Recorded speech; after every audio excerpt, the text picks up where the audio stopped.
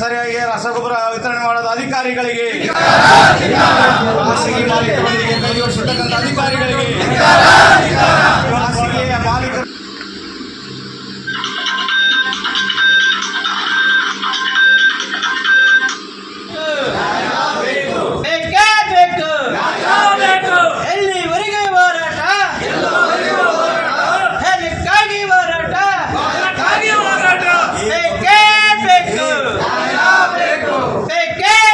ಸಕಾಲಕ್ಕೆ ಸರಿಯಾದ ರೀತಿ ರಸಗೊಬ್ಬರ ಹಾಗೂ ಗುಣಮಟ್ಟದ ಬಿತ್ತನೆ ಬೀಜವನ್ನು ವಿತರಿಸುವಂತೆ ಕರ್ನಾಟಕ ರಾಜ್ಯ ರೈತ ಸಂಘದ ಹಸಿರು ಸೇನೆ ವಾಸುದೇವ ಮೇಟಿ ಬಣದ ಪದಾಧಿಕಾರಿಗಳು ಮತ್ತು ರೈತ ಸಂಘದ ಪದಾಧಿಕಾರಿಗಳು ತಹಶೀಲ್ದಾರ್ ಅವರಿಗೆ ಮನವಿ ಸಲ್ಲಿಸಿ ಒತ್ತಾಯಿಸಿದ್ದಾರೆ. ಜಗಳೂರು ಪಟ್ಟಣದ ತಹಶೀಲ್ದಾರ್ ಕಚೇರಿ ಆವರಣದಲ್ಲಿ ಕೆಲ ಹೊತ್ತು ಪ್ರತಿಭಟನೆಗಿಳಿದು ಅಧಿಕಾರಿಗಳ ವಿರುದ್ಧ ಘೋಷಣೆ ಕೂಗಿದರು.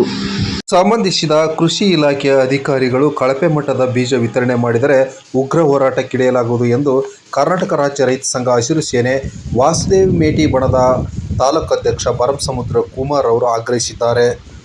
ಸಂಬಂಧಿಸಿದ ಕೃಷಿ ಅಧಿಕಾರಿಗಳು ಸ್ಥಳಕ್ಕಾಗಮಿಸುವಂತೆ ಪ್ರತಿಭಟನೆಕಾರರು ಪಟ್ಟು ಹಿಡಿದರು.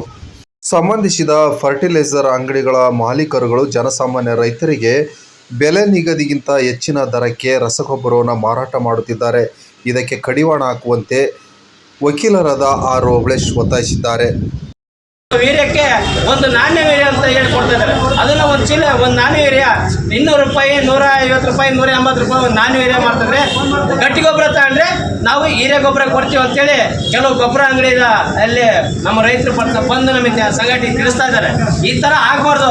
ತಾಲೂಕು ದಂಡಾಧಿಕಾರಿಗಳು ಆಗಿರಲಿ, ಕೃಷಿ ಇಲಾಖೆ ಅಧಿಕಾರಿ